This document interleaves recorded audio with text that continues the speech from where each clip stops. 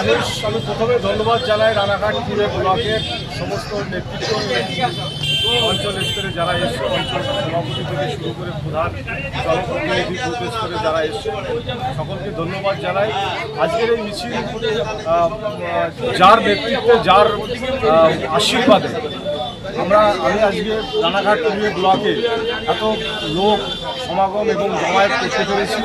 ধন্যবাদ জানাই আমার গুরুকে সুনীল কুমার পোদ্দার মহাশয়কে, ধন্যবাদ জানাই আমাদের জেলা প্রেসিডেন্ট দেবাশিস গাঙ্গুলি মহাশয়কে এবং আপামর জনসাধারণ যেভাবে মানুষের যে ভারত মায়ের বীর সন্তানরা যেভাবে পাকিস্তানি সন্ত্রাসবাদী হামলায় মারা গিয়েছেন এবং পেহেলগাঁয়ে যারা সাধারণ মানুষ প্রাণ হারিয়েছেন তারই প্রতিবাদ এই সন্ত্রাসবাদের বিরুদ্ধে সকলে সম্মিলিত হয়েছে, জাতি ধর্ম নির্বিশেষে সকলে আজকে সম্মিলিত হয়েছে।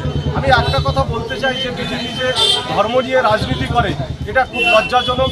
যে ভারতবর্ষের প্রধানমন্ত্রী আপনারা দেখেছেন গত কিছুদিন আগে এসেছিলেন, অমিত শাহ এসেছিলেন, যে ভারত মায়ের বীর সন্তান যে মারা গিয়েছে, শহীদ হয়েছে, তার প্রতি পর্যন্ত একটু শ্রদ্ধা যাপন করতে পারলেন না।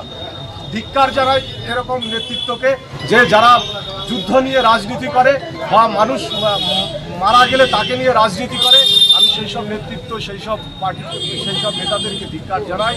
তৃণমূল কংগ্রেস মানুষের সাথে আছে, মানুষের পাশে থাকবে এবং আমাদের জননেতা অভিষেক বন্দ্যোপাধ্যায় আপনারা দেখেছেন যে বিশ্বের দরবারে যে ভারতবর্ষে যে সন্ত্রাস যে আক্রমণ করেছেন বা হামলা করেছেন, নিহত হয়েছে বা ভারতবর্ষে সারা বিশ্বের দরবারে গিয়ে যে ভারতবর্ষের যে সন্ত্রাসবাদী যে হচ্ছে তার যে তুলে ধরছেন বিশ্বের দরবারে।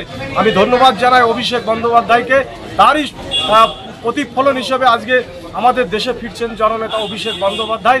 সেজন্য আমরা এখান থেকে আজকে অভিষেক অভিনন্দন মিছিল, আমরা মহা মিছিল করেছি এবং ভারত মায়ের বীর সন্তান এবং পেহেলগাঁ সকলের নামে আমরা এটাকে উৎসর্গ করছি যে আমরা রাজনীতি চাই না, ভেদাভেদ চাই না, আমরা সকলে ভালো থাকবো এবং সুস্থ থাকবো, এটাই কামনা করি। আপনার নাম?